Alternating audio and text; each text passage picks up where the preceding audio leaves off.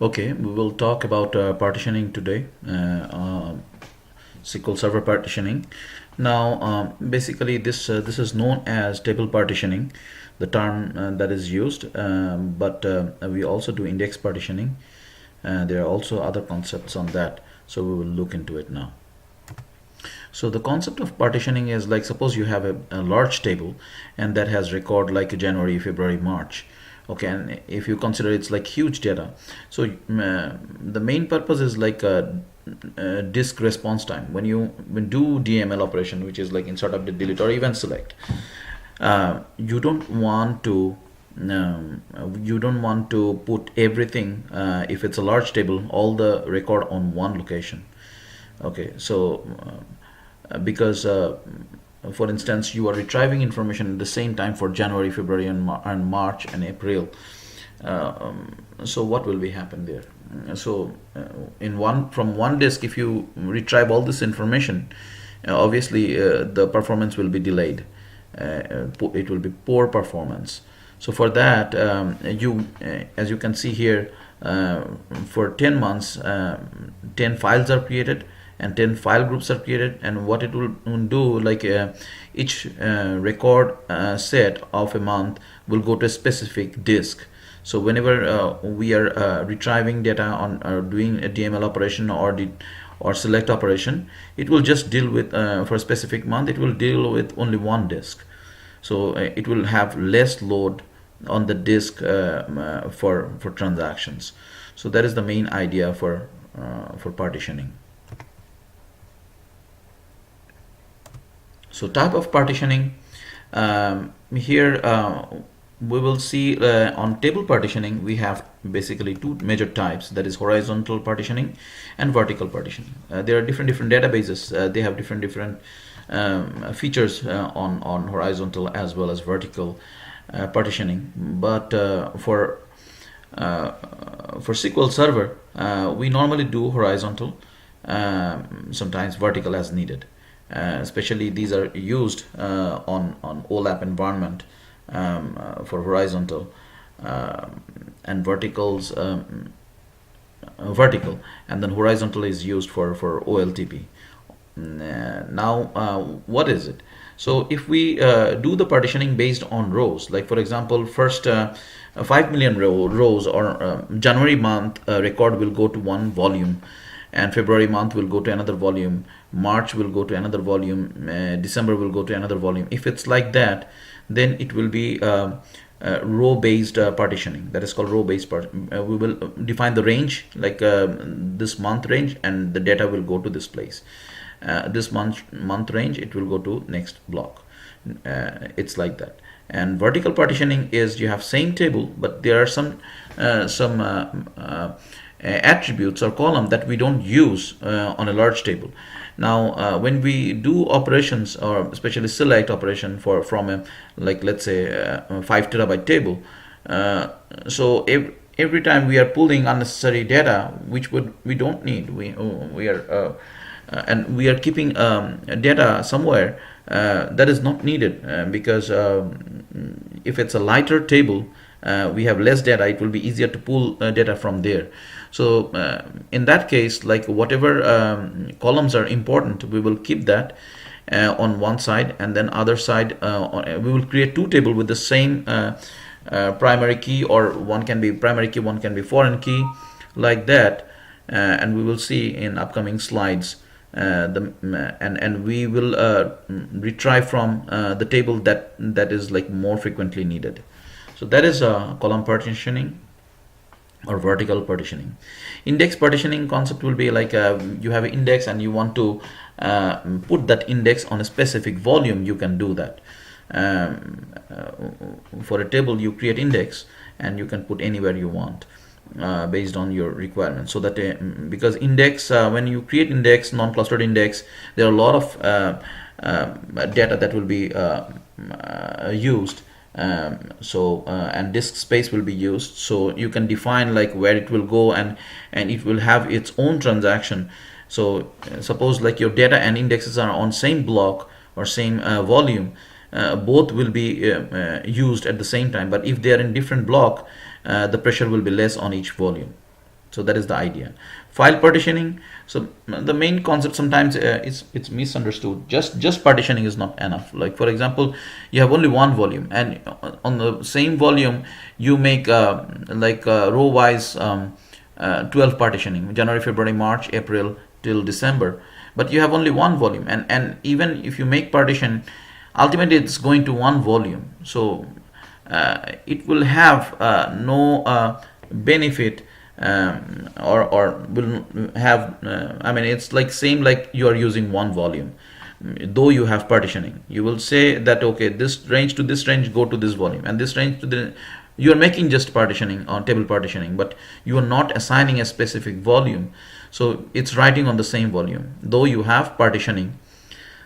So the main idea of file partitioning is like you have different files, different on different bucket, or different volumes. That is the main idea for that, so that the operations are faster. Here is simple another example. Suppose we have employee table, and then we have 5 million records, and we want we don't want all the 5 million volume will go to one volume. So we can create 5 volumes, physical volumes on our SAN, and then for each million record, like first 1 million record will go to one first volume, second million record will go to second volume. Like that, 5 volumes will contain each will contain 1 million record.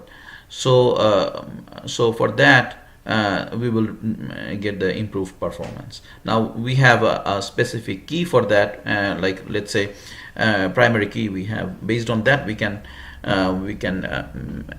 define that based on our employee ID, first 1 million employee will go to first block of SAN, or first volume of SAN. Second volume will be used second million record. Third volume will use third million record. Like that we can distribute it.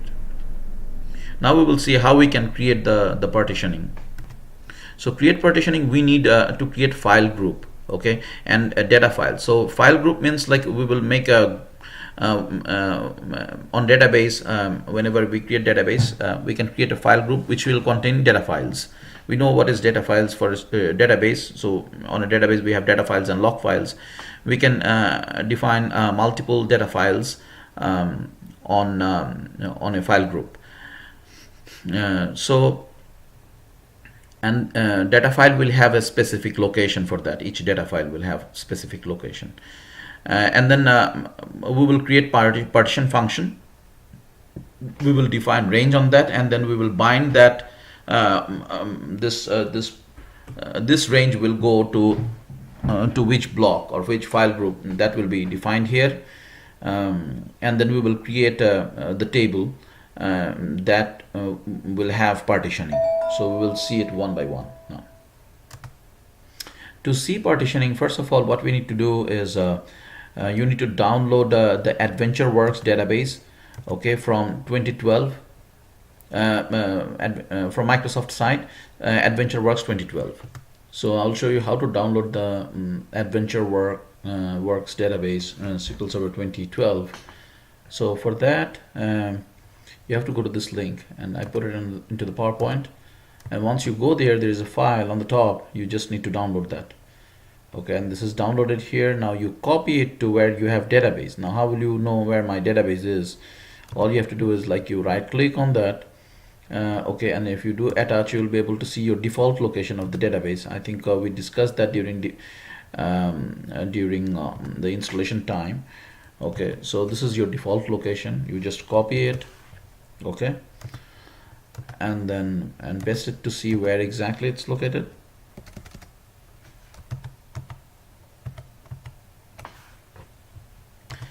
So my database location, default location is this. So you may have to check what is your default location. I just showed you how to check that. There is another option, is right click on the properties, and you will be able to see where data file and log file are located. You will be able to see that way.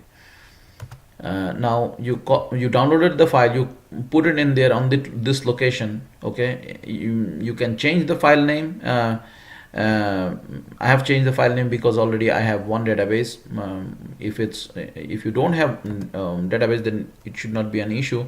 You just remove that, you just remove this uh, and execute the statement. Okay, so you need to make sure whatever data file you downloaded is the same as this one.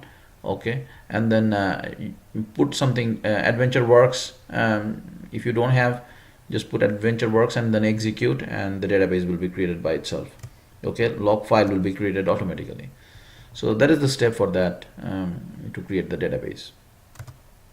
So first of all, we will create file group, as we saw in the instruction. So create file group first and then data file.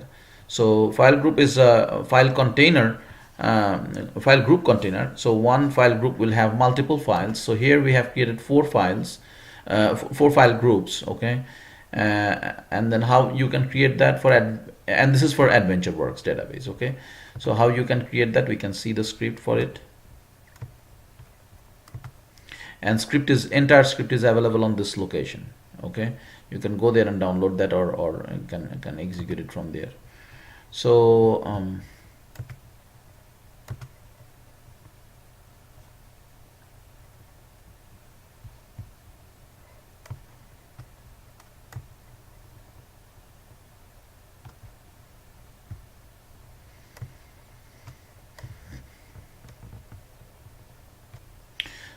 this is the file group creation instruction. Okay, we have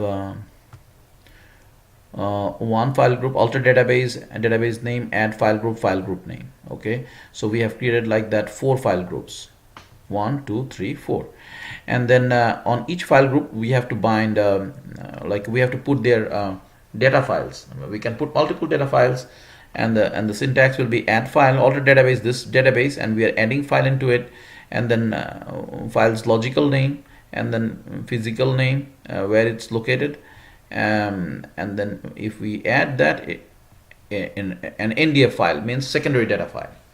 So secondary data file will be created for this database. Okay, same like that we have created second data file on second location. Okay, this is the file group that we have. File group is here, to file group this, and where we are creating for this one file group to file group this one. This is just the name of the file, logical name of the file. Now how we will see the file. So this is the file group 1 2 3 4, and this is the files, as you can see here, file logical name. Okay, data 1, data 2, data 3, data 4, data 5, like that.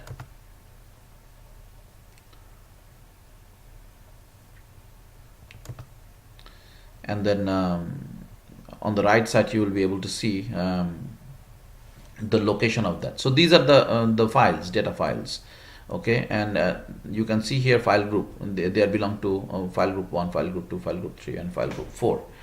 Log files, it's not a problem because it's not that big. We can put it in on any location, but we prefer to put it on separate location as well, separate volume if possible, for log file only. But that is not a part of a partitioning concept. So once we are done with it, what we will do, this is second file we have created. This is third file. Okay,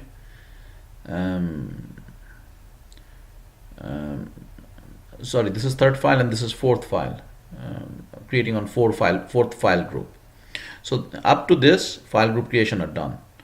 Okay, file group and then adding files are done. Now here we will start at the bottom, creating partition function. So for partition function we will define a partition key, and here partition function has the type of that is integer. Okay,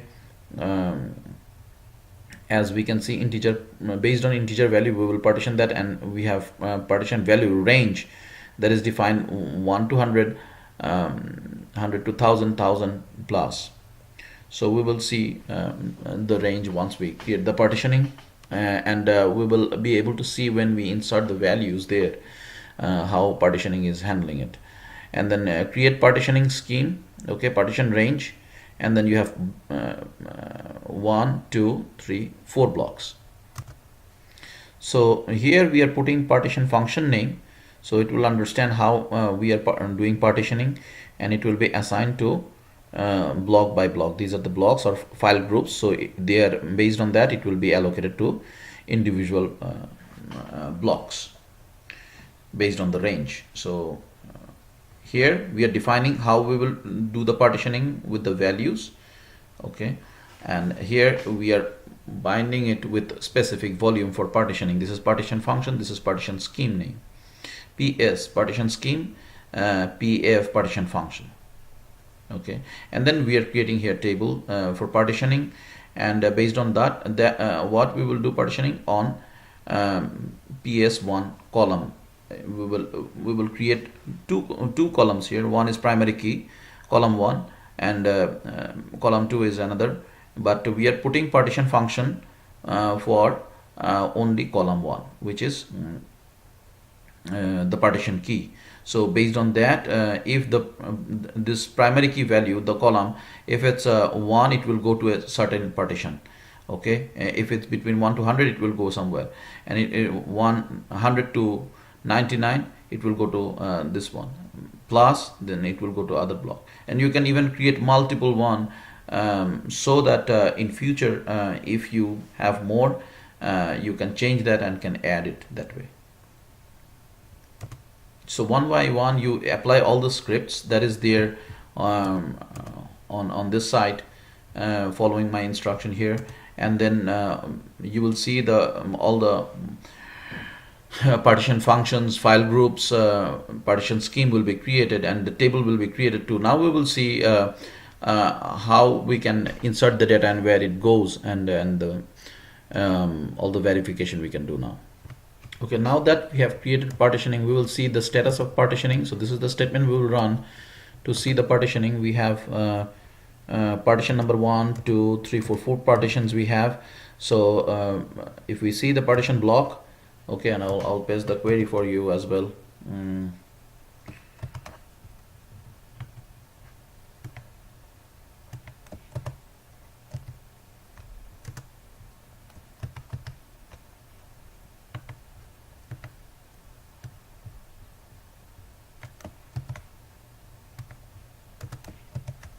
So you can insert that way to make sure, like, and this is the query to check the value is going where, and this is insertion, table insertion statement. So right now we are seeing no rows entered. Now we will try to insert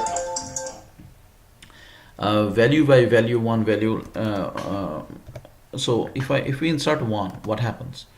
We see if anything 1 or less, which is like minus 2, that will go to first row. Okay, if it's 2, from 2 to 99, it will go to second block. Okay, so we are seeing 2 till 99, it's going to second block, second range. And then if we do third, which is 100, it will go to third, till I think 100 we have done that. 101, let's see, it will go to 7. So 101 to 999, it will go to the next block. Okay, 2. And then if it go more than that, which is 1000, I think 1000 is the range, still it will have 1001, it will go to the last partition. Okay, this is the way you can see the partitioning where it's going. Now if you see if you right click on the table partition, table is my table, and then storage, if you click on the storage, it will tell you details about partition scheme name, partition numbers, how many partitions you have, and then which column is allocated for the partitioning. All this information will be there, so we can see all this. Now column partitioning or vertical partitioning is the concept that you can do that.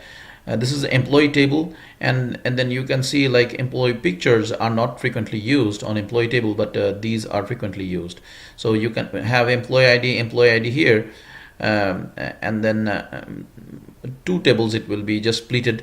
You have one table, you are doing partitioning, you will make two tables. Employee ID will be there, and employee ID 1 name will go here, first name last name will go here, and then picture will come with ID on this table, so information will be splitted.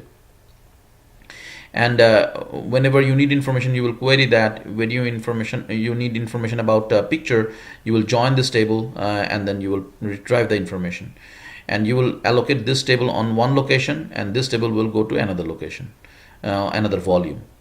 This will go to another volume. So it's just creating tables. Once you create the table, you will just put it in there which file group you want. So create table statement, and then you want to put it onto this file group. So this will allocate it to a specific volume. Same for index. If you have index, you want to put it into a specific file group, all you will do create index statement, and then you put it there, file group name, and it will go to another file group. So suggested way will be, you define employee ID, the master one, that is important, primary key, and you can define it as foreign key for this table, primary foreign key for employee ID. So this will come on this one as foreign key, and then you can join based on primary key foreign key relationship. So I've mentioned it here just to verifying that.